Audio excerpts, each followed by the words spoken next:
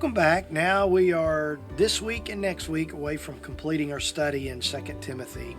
And tonight we're going to look at what are the final instructions. So we looked at some very personal things last week as Paul sort of shared his own funeral message, letting young Timothy know that he had finished the course, kept the faith. He did that not to boast of himself. I don't believe. I believe he did it to plant seeds of encouragement into Timothy, to say, look what I've been through in my life. I made it because of Christ, and you can make it. So tonight we're going to see these closing remarks, and in the closing remarks, he begins to name names. He also makes some requests. And the first request that he makes is very personal. I just want us to look at that first verse. It says, make every effort to come to me soon. It is likely nearing winter, and winter would prohibit Timothy from being able to travel. The way to get to Rome from Ephesus would be by ship, and ships would dock somewhere early winter, and they would wait out the winter, and then they would finish their voyage in the spring. And I think that Paul's emphasis on make every effort to come to me soon, and we'll see why on a practical in a moment about bringing a coat. He's probably in a cold, damp cell, and as winter comes on, the Roman government is not at all concerned about his comfort, but also he wants to see Timothy. It's kind of like, it's not completely unlike my mom, who I mentioned to you last week, said, I have a request, bring those that matter most to me. I'd like to see them all one more time. This is no small request because, first of all, the journey, the time is close, and if Timothy's going to make it, he probably would need to get someone to fill in for him, which we'll read about in a moment, and get on a ship and set sail. Secondly, and I think probably way more significantly, is that Rome in that day would be akin to today going to Afghanistan. Rome was the last place a Christ follower would want to be. It'd be like getting on a plane to land in Kabul. The Taliban in control of Kabul, Nero was in control of Rome, and Nero had to be as bad or worse than any Taliban official. Let me just tell you a little bit about Nero. Nero came into power when he was 17 years old. He came into power by marrying the Emperor Claudius's daughter. And when he married Claudius's daughter, Claudius declared Nero the heir to the throne. And when he declared Nero the heir to his throne, Nero immediately killed the king before he could change his mind. He then killed the king's 14-year-old son, which was Nero's now brother-in-law, because he realized that some might argue that his natural son should be emperor rather than his son-in-law. He tried to kill his mother. He tried to drown his mother, but she survived. And then after he realized that she survived, he brought in his thug hitmen and had them go and stab her to death. He had his wife killed. Remember, the way he got to the throne in the first place was marrying Nero's daughter, or marrying Claudius's daughter. And now he's tired of her, so he has her killed. He fell in love with another woman who was married. He had her husband killed so that he could take her for his own wife. Anybody that was anywhere around Nero found their way to an early grave, and so he was notoriously heinous. When a fire broke out in the very poor sections of Rome, and remember, in our early days, the Christian community was very poor. Most likely, many of the Christians in Rome lived in this slum area, and fire broke out, burned for not just a few days, but for days past week, and it destroyed much of. You can go back and look, but it destroyed much of Rome, and And it is believed that Nero had in mind all along to rebuild the city of Rome, build it the way he wanted it. And in the middle of Rome, which had been that slum area, he wanted to build a temple to himself. But he needed a scapegoat. He couldn't just say that he had anything to do with it. Now, there's some speculation that he actually himself burned it down. Others, and probably a better argument would be that he had it burned down. But when you have something burned down, then there's always another voice that you have to silence, which Nero had no problem silencing voices. So he probably was responsible, but he needed a scapegoat, and so he pinned it on the church. He pinned it on Christians. He said it was the Christians who were responsible for burning down Rome. And so Roman officials went. They went in the briar thickets and the caves and the mountains and the ridges and all the countryside, looking for anyone that identified with Christ. And when they were found, they were brought to Rome. They were made sport of. They were tortured. They were tarred. Tar would be poured over them alive, and then the tar would be set on fire and it'd burn all night. They would, in that sense, be burned alive, serving as a light to Nero's orgy parties that he would host. He was heinous in all ways, and he had arrested Paul, and there wasn't any doubt that Paul would die at the executioner's hand.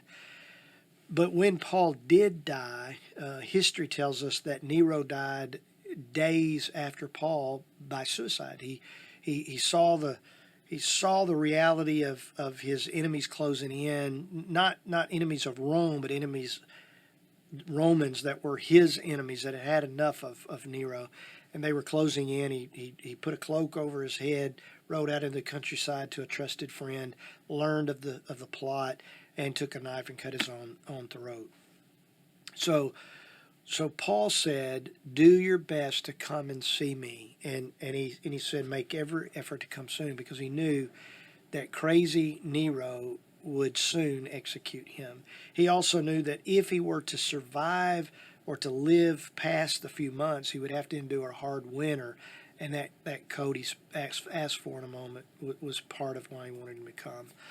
Paul had already told Timothy to be a good soldier on the front lines of the battle, and so we believe that Paul knew that by the time Timothy received this letter, it may be too late for him to travel from Ephesus to Rome. But even if he did, the odds are that Paul would not be alive when he arrived. And we're not sure if Timothy ever made that journey, or if he made it and saw Paul alive. We are a bit unsure of Paul's execution. But history lets us know that Paul did die an execution at the hand of the executioner. And then he says, in verse 10, he starts naming people. And remember, I said, when he gets to the very end, it's people that you think about. And mostly we think about those that were good to us, kind to us, and served alongside us. But we also sometimes think about those that were a thorn in the flesh and gave us a hard time. He goes on in verse 10. He says, "For Demas has deserted me." That was one that came to mind for him, because he loved this present world and has gone to Thessalonica. Crescens has gone to Galatia, Titus to Dalmatia. Demas is a word that means forsaken. And in the same way, Jesus, when he hung on the cross, had that sense of being forsaken. It was a feeling of abandoned. Demas's defection was caused by his love for the world, which is the same reason professing Christians today aren't longing for Christ's return. He went to Thessalonica, and why that's included, we're not altogether sure, but maybe he had a job offer there. Probably it was his hometown, which would make more sense to the reader that Demas went back to his natural state, and going back to the way you were may have included going back to the town that you were from. He could have gone to Thessalonica just to get away from Nero. Being in Rome in Nero's day was problematic enough, and so he could have just been trying to get away. We really don't know, but what we do know is that he was called a quitter, but he was not branded as an apostate.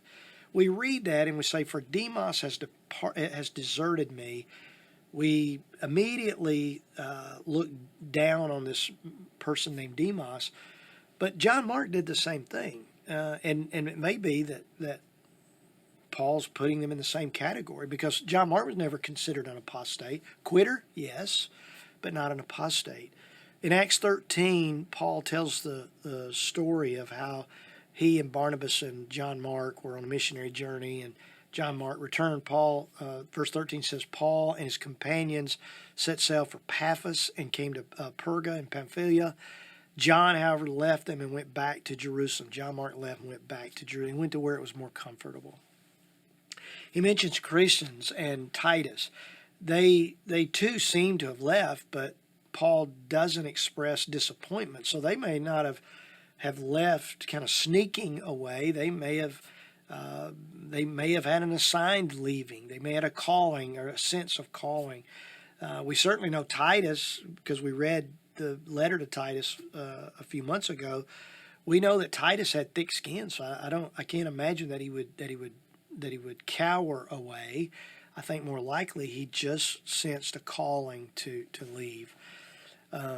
But then he says something very interesting in verse 11, and I think that this is one of the greatest compliments that Paul paid to anyone, and maybe one of the greatest compliments in Scripture. One little verse, just a few words. Paul said to Timothy, "Only Luke is with me. Only Luke remains." Luke probably by this point in Paul's life is serving. We know Luke was a physician. He was probably serving as Paul's personal physician. He was he himself, Paul, that is, when he wrote Colossians, Luke was with him. When he wrote Philemon, you go and look at the introductory verses, Luke was with him. When Luke wrote Acts, he was probably with Paul, and most likely it was during this last imprisonment that he would write the book of Acts. But Paul was with him, maybe to clarify or verify some of the things, some of the content that he was writing. Of all the thousands and thousands and thousands of people that Paul had introduced to Christ and encouraged in their faith walk and walked beside them, he paid this great compliment to Dr. Luke. Only Luke is with me, and that offers us a little insight into the fortitude of Dr. Luke. Then in verse 11 it goes on to say, "Bring Mark with you." It's interesting. He talks about Crescens and Titus leaving, about mentioning that Demas left and loved the present world, deserted him. Same word he used for Mark. But now he brings Mark back up. And he says, yes, everybody's left me here. Mark left me earlier, but bring Mark with you because he's useful to me in ministry. Now, we're not sure what turned Paul's thinking when it comes to Mark. We're studying the Gospel of Mark in our Sunday morning services. But one of the things I reminded our people at the very beginning is that perhaps someone brought to Paul the manuscript for the Gospel of Mark. And as he read it, his first thought was, Peter wrote this. But then he probably was told, no, that John Mark wrote it. John Mark was certainly influenced by Peter, but John Mark had proven himself to be faithful. He said, bring Mark with me. He's useful to me. Then he goes on to say, I've sent Tychicus to Ephesus. That is so that probably so Timothy could come and see him, because Timothy's the pastor at Ephesus. I've sent Tychicus to take over for you at Ephesus. So when you come, bring the coat I left in Troas with Carpus, as well as the scrolls, especially the parchments. In other words, bring those Old Testament readings. I love to read the Old Testament, and bring the books of the prophet and bring the law. Mark he restores, and then he mentions in verse 14, Alexander the coppersmith did great harm to me. The Lord will repay him according to his works. Watch out for him yourself, because he strongly opposed our words. He is saying that this Alexander, which he had mentioned earlier in 1 Timothy chapter 1, verse 20, when he said, Hymenaeus and Alexander are among them that I have delivered over to Satan. These are not like the ones that left. They didn't cop out. They were never really in. And he turned them over to Satan. And he said to be careful of them, that they may be taught not to blaspheme. Alexander, not Paul, but Alexander was a doomed man. Alexander was not in prison facing Nero, but he was in sin and one day would face the great white throne judgment. And that's a greater judgment. Well, I hope you tune in next week. It's our final week, and it's the last words, last pages, the last things that Paul's going to teach young Timothy. And just like a series, a TV series that lasts 10, 12 years, there comes a final episode. And next week, it'll be ours. Looking forward to seeing you then.